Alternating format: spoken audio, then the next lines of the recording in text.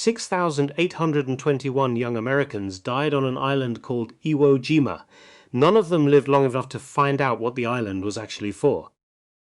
The answer arrived at dawn on the 7th of April 1945, and when it arrived, it changed the war. The morning began with the smell of volcanic ash. The dead lay in long straight rows under wooden crosses on that black sand island, their helmets hung on the markers, the wind tugging at the dog tags. They had been told only that the rocks and the dust and the caves full of Japanese defenders had to be cleared. That the island mattered.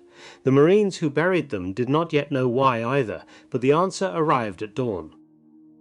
108 P-51D Mustangs began to taxi. Their engines spoke in a language the Pacific had not heard before. Not the deep growl of a Hellcat, not the roar of a Corsair, something cleaner, higher, a British engine built in Detroit. A Packard-built Rolls-Royce Merlin, 12 cylinders in a V, 1,695 horsepower at takeoff, water injection ready to be triggered. The propellers chopped at the salt air. The fuselages were polished aluminum, bare metal, no paint, because paint added weight and weight was the enemy. The cockpit canopies were bubbles of clear plexiglass. They reflected the dawn. Each Mustang carried 490 gallons of internal fuel. 2 more drop tanks slung under the wings carried another 220, 650 caliber machine guns in the wings. 1,880 rounds of armor-piercing incendiary ammunition, and one young man, strapped into a seat barely wider than his shoulders, who would not be permitted to stand, to stretch, to relieve himself for the next 7 hours. The mission was 750 miles, one way, over open ocean, in a single-engine aircraft. Military planners had said it was impossible. The Mustangs lifted off into a sky that was still pink at the edges. Mount Suribachi fell away beneath them, the volcano where the flag had been raised, the place where the photograph that would define a generation had been taken. They turned north, they climbed, in the cockpit of the lead aircraft of the 15th Fighter Group, Colonel John W. Mitchell felt the Merlin settle into its cruise. He was 30 years old. He looked older. 2 years earlier, almost to the day, he had led 18 P-38 Lightnings out of Guadalcanal, 16 of which reached the intercept point on a mission so secret that only a handful of officers knew the target. The target had been a man, Admiral Isoroku Yamamoto, the architect of Pearl Harbor. Mitchell's pilots had found Yamamoto's transport plane exactly where Navy codebreakers said it would be, exactly when they said it would be there, and they had shot it down into the jungle of Bougainville. Yamamoto's body was found the next day, still strapped in the wreckage, still in his white gloves. Now, 2 years later, Mitchell was flying toward Yamamoto's country. He did not think about that. He thought about fuel. Behind him, in the same formation, was a quieter man. Major James B. Tapp, 25 years old, soft-spoken, methodical. He had been an instructor before he was a fighter pilot. He still flew like one, economical, precise, no wasted motion. He did not curse on the radio. He did not boast in the officers' mess. He read his combat manuals the way other men read mystery novels. When he closed his canopy that morning over Iwo Jima, he had checked his gun sight 3 times. The reticle had to be exact. At the speeds they would be flying, a half-degree of error meant a clean miss. Tapp had never fired his guns at another aircraft. That would change before lunch. 750 miles to the north, in a wood-paneled office in Tokyo, a Japanese staff officer was reading a report he refused to believe. The report came from a coastal radar station. It said that a large formation of single-engine fighter aircraft was approaching the Japanese coast from the south, from the direction of Iwo Jima. The staff officer set the report down. He picked it up again. He had personally signed the briefing distributed to fighter units of the 10th Air Division 3 weeks earlier. The briefing stated, in clear written Japanese, that no American single-engine fighter possessed the range to reach Tokyo from any base then in American hands. The briefing stated that any escort attached to a B-29 formation over the home islands could only be carrier aircraft, Hellcats, Corsairs, and would therefore arrive only on days when American carriers were within strike range, which intelligence would announce in advance.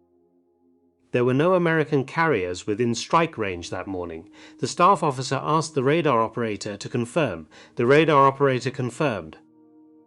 The staff officer was silent for a long moment. Then he ordered the report filed for review. He did not pass it to operational units. He later wrote in his diary, certain there had been an error, a flock of birds perhaps, a misread return.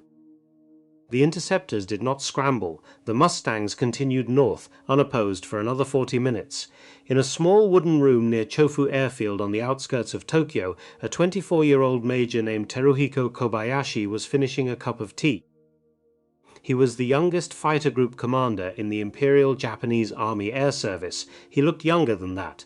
He had a thin face and quiet eyes, and a way of speaking to his pilots that did not raise his voice.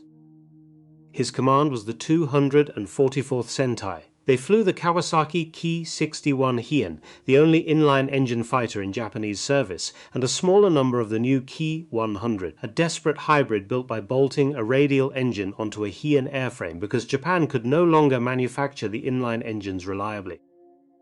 Earlier that year, in January, Kobayashi had taken a hen up to attack a formation of B-29s. He had emptied his cannons. He had hit nothing of consequence, so he had aimed his aircraft at the wing root of a superfortress and rammed it. The B-29 had broken in half. Kobayashi had blown clear of his disintegrating fighter, opened his parachute, and landed in a rice paddy alive. The newspapers had called him a hero. He had not enjoyed the attention. He had asked quietly to be allowed to return to flying. That morning, Kobayashi did not know about the radar report. He knew only that the air raid sirens had begun. He set down the tea. He walked to his aircraft. The Hien was warm in the morning sun. His ground crew, 2 men who had not eaten properly in weeks, helped him into the cockpit. They tightened the straps. They saluted. He returned the salute. The Merlin engine in the P-51 was a marvel of 2-stage supercharging. The engine in Kobayashi's Hien was a Kawasaki Ha-40. It had been built from a license-bought German Daimler-Benz design. The Japanese factories had never quite mastered it. Half of his squadron's aircraft were grounded with engine failures on any given morning. Kobayashi did not know what was coming. His radio was barely functional. The vacuum tubes inside it drained the battery so quickly that he had learned to switch it off between transmissions. The briefing he had received that morning told him to expect another formation of unescorted B-29s flying high, vulnerable to a head-on pass if his pilots could climb fast enough.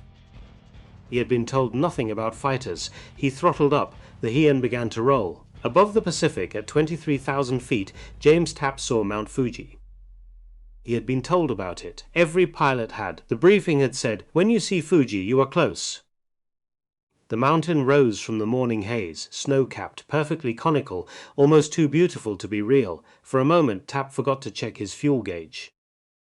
Then he checked it. Then he checked his oxygen flow. Then his engine instruments. Then his wingman. Then his fuel gauge again.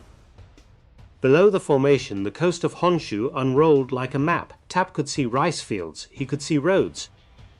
He could see a thin line of black smoke rising from a small town. Somebody's cooking fire, somebody's mourning. He could see, very faintly, the streets of Tokyo in the distance. 6 million people, the capital of an empire. The Mustangs dropped their auxiliary tanks. The silver shapes tumbled away, glinting in the sun, falling 4 miles to the earth. Some of them exploded when they hit the ground. Some bounced across rice paddies and came to rest in farmers' fields. A farmer who looked up that morning and saw a polished aluminum tank fall out of the sky in front of him would, decades later, still remember the silence that followed it. The lightened Mustangs accelerated. 3 minutes later, Tapp saw the first Japanese fighters climbing to meet them. There were dozens. They were small at this altitude. They climbed in the old textbook 3-plane formation that Japanese pilots had learned from manuals printed in 1941. The lead aircraft committed first. The wingmen were supposed to follow. They did not follow. Tapp's radio came alive. American voices, calm, professional, calling out positions. He pushed his throttle forward. The Merlin sang. He rolled into a diving turn that would put him on the high side of the climbing Japanese formation in 8 seconds. In one of those climbing Japanese aircraft, Major Kobayashi looked up through his canopy. He saw silver shapes in the morning sun. He counted them. He stopped counting. He keyed his radio. The radio did not work. He waved his wings instead, the old signal, and his wingmen saw him and looked up and understood. They were not B-29s. They were fighters. In an interview he gave more than 2 decades later, Kobayashi would describe what he felt in that moment as something more specific than fear. It was the feeling of a man who has been lied to for a long time and who realizes all at once exactly what the lie has cost. The Mustangs were here. The home islands were no longer the home islands. The war was already over. It would just take 4 months for someone to say so. He pushed his throttle to the firewall. The half-40 engine, complaining, sputtering on 80-octane fuel distilled in part from pine roots, began to climb toward the silver shapes above him. It was 0700 hours. The first American single-engine fighter ever to fly over Tokyo was about to open fire. The first burst lasted less than 2 seconds. James Tapp came down out of the sun at 430 miles an hour, the way every fighter pilot since the First World War had been taught to attack. His diving turn put him on the high side of the climbing Japanese formation. He squeezed the trigger on his control stick. 650 caliber Brownings opened up in the wings of his Mustang. The recoil shuddered through the airframe. Brass shell casings poured from the ejection ports and tumbled in the slipstream behind him. A Kawasaki Ki-45 Toryu, a heavy twin-engine fighter the Allies called Nick, flew into the stream of incendiary rounds and came apart. It did not explode. That happens in movies. In real combat, an aircraft hit by armor-piercing incendiary rounds at close range simply ceases to be an aircraft. Pieces detach. The fuel tank ruptures. A streamer of white vapor turns into a streamer of orange flame, and the thing that was a fighter with 2 men inside becomes a falling collection of burning parts. Tapp pulled up. The G-load pressed him into his seat. His G-suit, the inflatable bladders sewn into his flight suit, squeezed his legs to push the blood back toward his brain. The Japanese pilots in the formation below him had no G-suits. None had ever been issued. As they tried to follow him, their vision narrowed. Some of them blacked out at the top of their climb and recovered only when the dive brought them back below 10,000 feet. By 8 o'clock in the morning, the air over Tokyo was full of falling things. Tapp shot down 3 more aircraft before he turned for home. 2 Ki-44s, 1 Ki-61, 4 kills on his first combat mission. He did not feel triumphant. He felt thirsty. His relief tube had frozen at altitude. His legs were cramping. His eyes burned from the dry oxygen. When he landed at Iwo Jima 7 hours after taking off, he could not climb out of his cockpit without help. He had to be lifted onto the wing. He sat there for a moment in the volcanic dust and let his ground crew unbuckle him. The intelligence officer was waiting with a clipboard. Tapp said, 4. The intelligence officer wrote it down. That was the whole conversation. Across the formation, the 7th Fighter Command tallied 26 Japanese aircraft destroyed, 1 probable, 5 damaged. They had lost 2 Mustangs and 1 pilot. The kill ratio was 13-1, it would only get worse, but the official numbers, then and now, tell only part of the truth. Japanese records, recovered after the war and translated by American historians in the 1950s, show that the 10th Air Division actually lost 10 aircraft that day, not 26. American pilots in combat, dodging tracer fire, watching their wingmen, watching their fuel, watching the sky for the next attacker. They could not always tell whether an enemy fighter was destroyed or merely damaged and trailing smoke. Pilots are not bookkeepers. Both sides overclaimed in every war. The truth is somewhere in the wreckage that nobody found. What is not in dispute is what the report did to the Japanese command.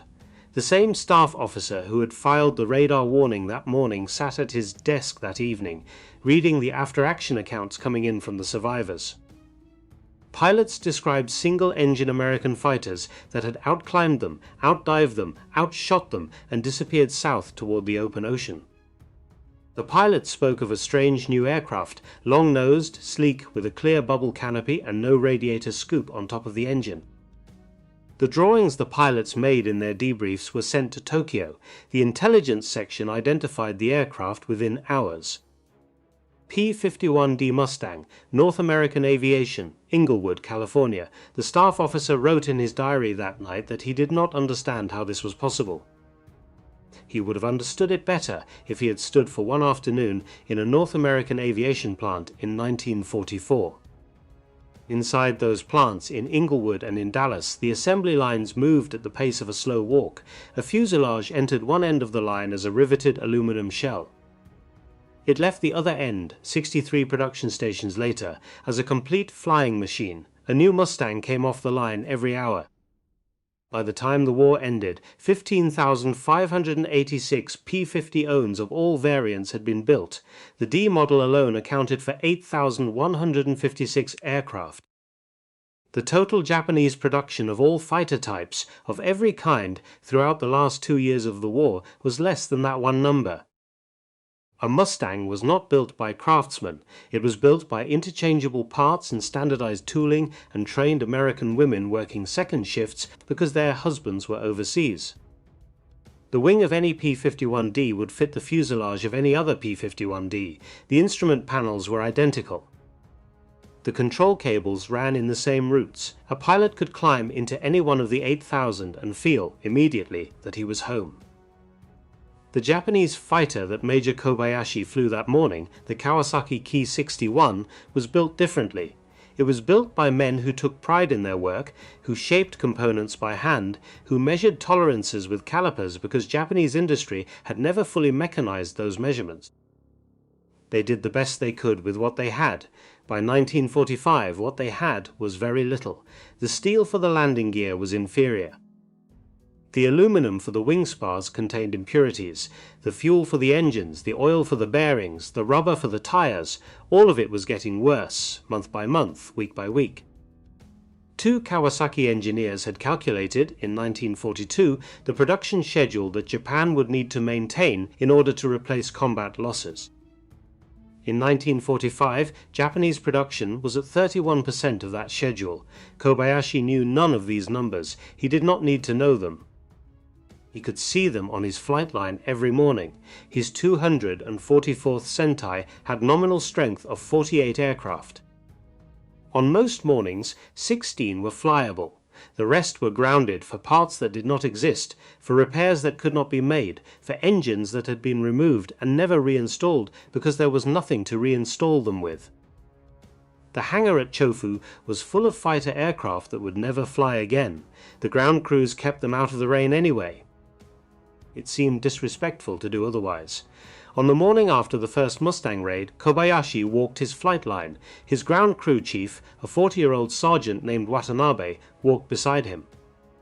They stopped at each aircraft. The chief said, "This one, the engine will not start in cold weather. This one, the landing gear collapsed twice last week. This one, the canopy will not lock properly above 10,000 feet. This one," the chief paused, "this one is fine." Kobayashi nodded. Then he said, very quietly, the thing he had been thinking since the day before. He said they were not supposed to be able to reach us. The chief said nothing. There was nothing to say. There is, in the history of every war, a moment when the participants understand, without anyone telling them, without a newspaper reporting it, without a general making a speech, that the war has already been decided. For the Japanese fighter pilots who flew that April, the moment was the morning of the 7th, when single-engine American fighters appeared above the Imperial Palace.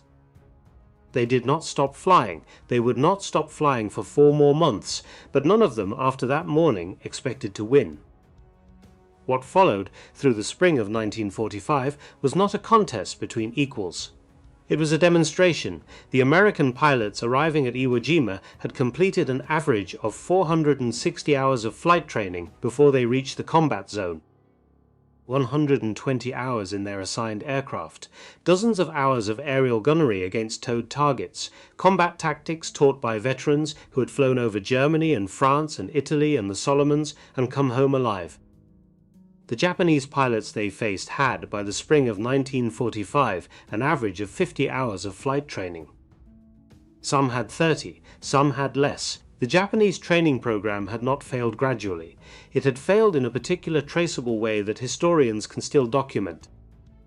In 1942, after the carrier disasters at Midway, the Imperial Navy had begun rushing its pilot candidates through accelerated programs. The Army had followed. By 1944, the basic instructional aircraft were being scrapped to provide aluminum for combat aircraft. By 1945, fuel for training flights had become essentially non-existent. New pilots assigned to combat squadrons sometimes arrived having never fired their aircraft's guns. Never. Not once. Their first burst of cannon fire would be the one they fired at an American fighter, and they would not know how the recoil affected their aim, and they would not know how to lead a target moving at 300 miles an hour, and most of them would die before they had a chance to learn. This was not a failure of courage. The young men of the Imperial Japanese Army Air Service were as brave as any pilots who flew in that war. It was a failure of arithmetic, a 10-to-1 deficit in flight hours, a 3-to-1 deficit in aircraft production, a 5-to-1 deficit in fuel quality, a 100-to-1 deficit in industrial capacity. The young men flew anyway. They climbed into aircraft they had barely been trained to fly against an enemy they had been told was not coming, and they died in numbers that have never been fully counted. By the middle of May, the Mustangs were flying over Tokyo almost daily. They escorted the B-29s on incendiary raids. They flew alone on fighter sweeps, hunting whatever moved on Japanese airfields. They strafed trains. They strafed boats in Tokyo Bay. They strafed staff cars on coastal roads. Civilians in farming villages learned to look up when they heard the high, clean whistle of a Merlin engine in a dive. And then, on the first day of June 1945, the Pacific killed 27 of them. The morning briefing in the operations tent at Iwo Jima had called for clear skies along the route to Osaka. The weather reconnaissance B-29, which always flew ahead of fighter operations, had reported scattered clouds and good visibility. 148 Mustangs took off in 3 waves, climbed to formation altitude, and turned north. They flew into a wall. The storm front had not been there 4 hours earlier. It had developed during the morning over the East China Sea and moved east faster than anyone had predicted. It extended from sea level to 40,000 feet. There was no way over it. There was no way around it. By the time the lead pilots realized what they were flying into, they were already inside it. Their compasses began to spin. Their artificial horizons tumbled. St. Elmo's fire, a blue-violet electrical glow that dances along the leading edges of an aircraft in heavy static, appeared on their propeller tips and crawled along their canopies. They could not see each other. A Mustang pilot named Robert Anderson, in the middle of the second wave, would later describe what happened next as the worst moments of his life. He felt his aircraft begin to roll. He could not tell whether he was right side up or upside down. His vacuum-driven instruments had given up. He pulled back on the stick because that is what pilots do when they are afraid, and the airframe groaned, and he realized he had been diving. He recovered at 3,000 feet, breaking out of the cloud just above the ocean, and saw 2 other Mustangs in front of him in the same instant. One was burning. The other had no pilot in the cockpit. Anderson banked away. He never knew their names. When the survivors landed at Iwo Jima, the count came in slowly. 2 missing, then 5, then 12, then 20. The final number was 27 aircraft lost, 24 of them to weather. The Japanese fired no shots that day. The Mustangs had been destroyed by a meteorological event that did not appear on any chart. By air pressure and rain and ice and the limits of 1945 navigation equipment, the pilots called it Black Friday for the rest of their lives. The men who survived it dreamed about it for 50 years afterward. Some of them never flew again. This is the part of the story that does not appear in the films. The Pacific killed more American fighter pilots than the Japanese did in those last months. Not all of them, but more than the Empire did. The ocean does not care about courage or industrial capacity. The ocean is older than both. While the Mustangs flew, the Japanese tried to keep their own aircraft in the sky on whatever fuel they could manufacture. By the spring of 1945, conventional aviation gasoline had become almost unobtainable in the home islands. The American submarine campaign had cut off oil imports from the Dutch East Indies. The refineries that remained operational were running on captured stockpiles that grew thinner every week, so the Japanese government, in one of the most desperate industrial decisions of the war, ordered the extraction of fuel from pine roots. It was called the Matsune program. Matsune, pine root. School children were sent into the forest with shovels. They dug up pine stumps.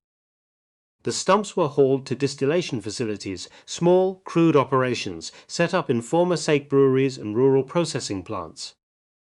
The stumps were heated in retorts until they released their oils. The oils were further distilled into something that could, in theory, be burned in an aircraft engine. By American post-war estimates, the ratio was roughly 200 pine stumps to 1 gallon of usable fuel. The fuel was rated at approximately 80 octane. American aviation gasoline was rated at 100 octane, often 130. What that meant in practical terms was that Japanese engines using pine root fuel pre-ignited. The fuel detonated in the combustion chamber before the spark plug fired.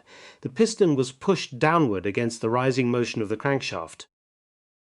Cylinders cracked, pistons fractured, connecting rods bent. Engines that had been designed to deliver 2,000 horsepower delivered 1,500, then 1,200, then nothing at all.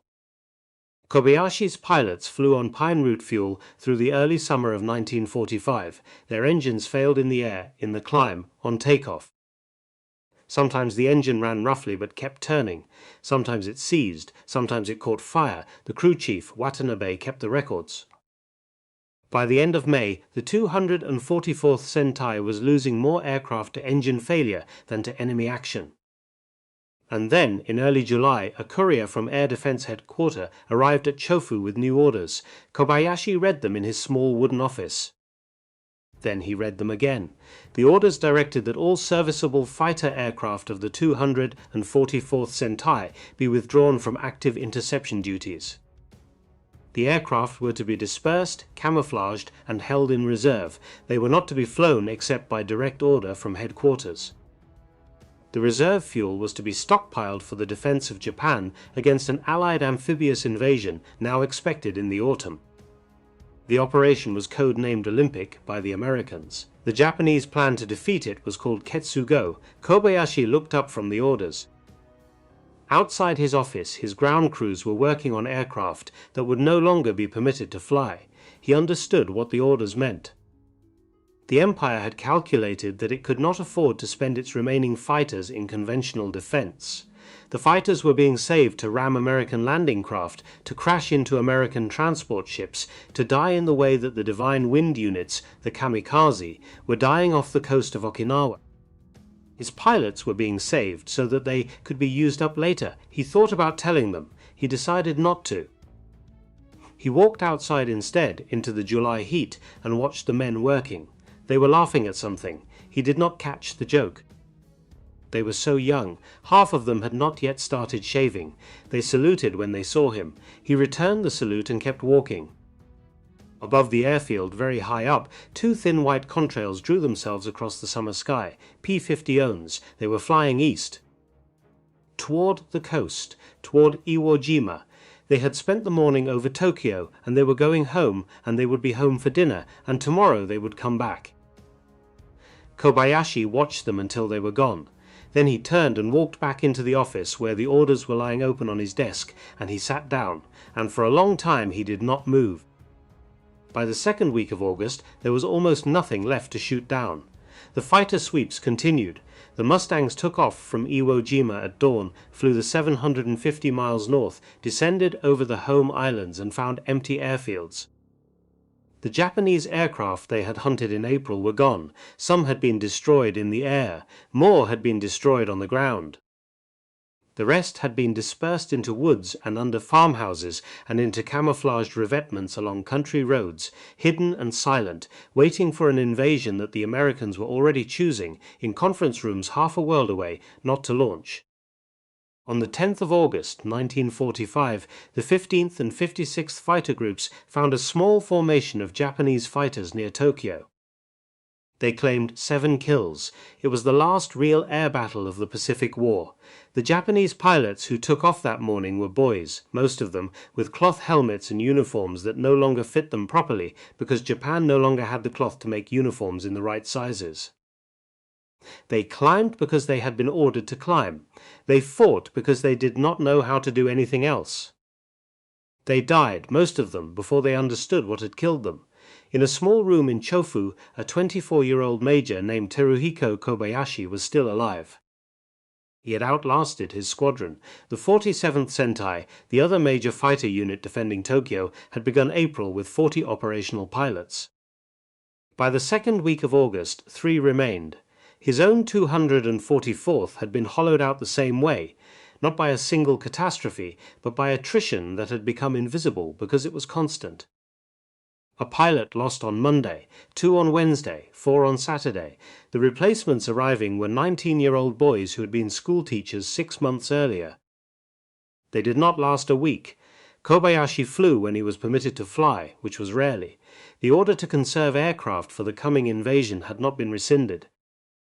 He spent most of his days walking the dispersal areas, talking to his ground crews, reading old letters from his family, and watching the sky for contrails. He saw them often. The Mustangs no longer flew in tight formations over Tokyo. They had nothing left to fear. They flew in loose pairs, sometimes singly, gliding across the summer sky at 15,000 feet as casually as a man walking through his own neighborhood. This was the part of defeat that Kobayashi later said he had not been prepared for, not the losses, not the deaths of his friends. The casual confidence of the enemy, the way the Mustangs had stopped pretending that the sky over Japan was contested. Then, on the morning of the 14th of August, 2 more Mustangs took off from Iwo Jima. In one cockpit was Lieutenant Jerry Yellen, 21 years old, of the 78th Fighter Squadron. In the other was 2nd Lieutenant Philip Schlamberg, 19 years old, on his first major combat mission. Schlamberg had arrived at the squadron only a few weeks earlier. He was thin, dark-haired, quiet. He had grown up in Brooklyn. He had told Yellen before takeoff that he had a feeling about this mission. He had said, "If I go up there today, I won't be coming back." The commander had told him he could stay behind. Schlamberg had shaken his head. He had said, "I'd rather fly." They took off at 4:30 in the morning. Their target was an airfield complex near Nagoya.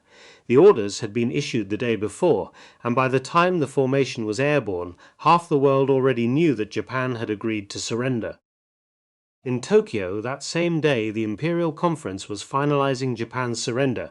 By evening, the Emperor would record the broadcast that ended the war.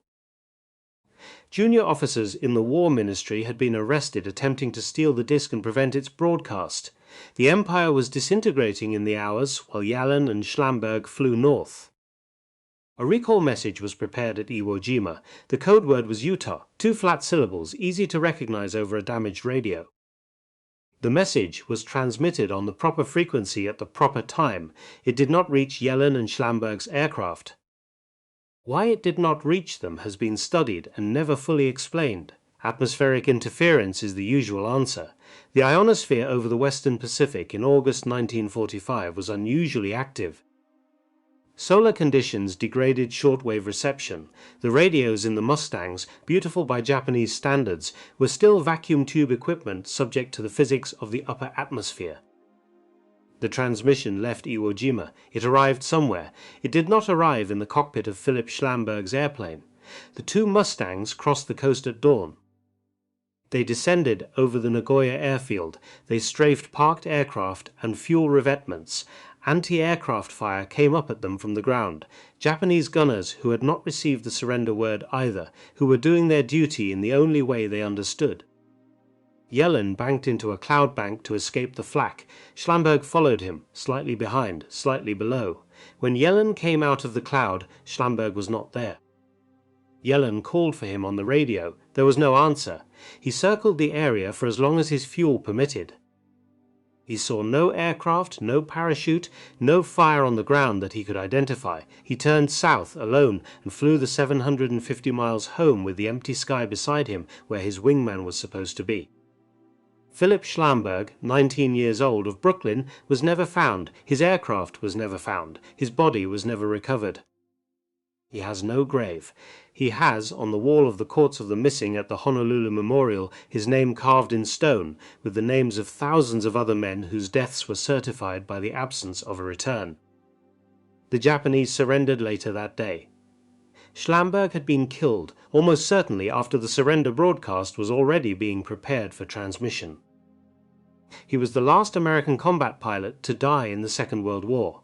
He died in a fight that no one needed to fight anymore, attacking an airfield whose defenders did not yet know they had won the right to stop defending it. His death was, in the most precise sense of the word, useless. That is the thing that the men who knew him could never quite get past. Jerry Yellen flew home that morning, landed at Iwo Jima, and was met on the runway by the news that the war was over.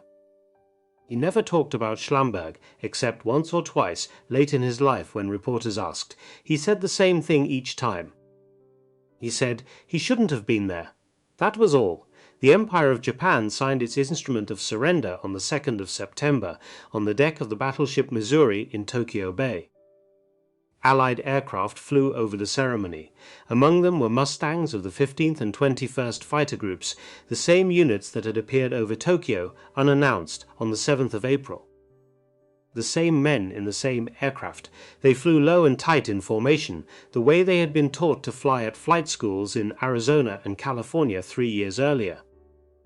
18 days earlier, on the 15th of August, in a small town outside Tokyo, Major Teruhiko Kobayashi had listened to the Emperor's surrender broadcast on a radio that no longer needed to conserve its batteries. He sat very still while it played. When it was over, he walked outside to where his last hien sat under its camouflage netting, waiting for orders that would never come. He looked at it for a while, then he walked away. He survived the war. When the new Japan rebuilt itself, Kobayashi went back to the only thing he knew. He joined the Japan Air Self-Defense Force in the 1950s, the small, careful, defensive air arm of a country that had given up offensive war by constitution. He flew jets now, T-33 trainers. The Cold War had begun, and the men who had fought the last war were teaching the next generation to fly the next one. He did not get to grow old. On the 4th of May 1957, Major Teruhiko Kobayashi was killed in a T-33 crash near Hamamatsu, 12 years after the war he had been told he could not lose. He was 37. He had outlasted his Sentai, outlasted the Empire, outlasted the war itself, and then he had been killed by an aircraft accident in peacetime, in his own country, in a sky no Mustang would ever cross again. What he thought about the Mustangs in those 12 quiet years he kept to himself. He gave few interviews. He wrote no memoir. The young men he had watched die in the spring of 1945 stayed with him in whatever silence a man like that carries. And then the silence became permanent. In the entire history of the Imperial Japanese Army Air Service, 3,514 Nakajima Ki-84 Hayates were built. They were said on paper to be the finest fighters Japan ever produced. Today, in the entire world, one survives. It sits in the Shiran Peace Museum in Kagoshima in southern Japan, restored, motionless, lit from above. Schoolchildren walk past it on field trips. Their teachers tell them what it was. The teachers do not always know the names of the young men who flew it. Hundreds of P-51 Mustangs still exist. Dozens of them still fly. On any given weekend, somewhere in the United States, at an airshow in Texas, at a memorial flight in California, at a county fair in Iowa, you can stand on a sun-warmed runway and watch a Merlin engine run up on a P-51. The sound has not changed. It is the same sound that the men of the 244th Sentai heard very high above their airfield on a July afternoon in 1945. That is, in the end, the strange arithmetic of industrial war. The side that wins keeps its machines. The side that loses keeps only its silences. The young men who flew those airplanes, on both sides, were almost all the same age, 20, 21, 24, 19. They believed what they had been told to believe. They flew as well as they had been trained to fly. They were brave in the same particular ways that young men have always been brave. The aluminum did not care. The fuel did not care. The factories in Inglewood and the factories in Nagoya did not care. The mathematics of production and training and supply did not care. The Mustangs came back the next day, and the day after, and the day after that, until there was nothing left to come back for. That is what the Japanese pilots who lived to grow old understood about the war. It was not that they had fought badly. It was that nothing they could have done would have been enough. Their courage had been spent against an arithmetic that had been decided in conference rooms and on factory floors long before the first Mustang ever crossed the coast of Honshu in the spring of 1945. Industrial war does not judge courage, it only counts, and by the time the counting was done, the silver airplanes were over Tokyo, the boys in the Heians were climbing to meet them, the war was already over, and only the dying remained.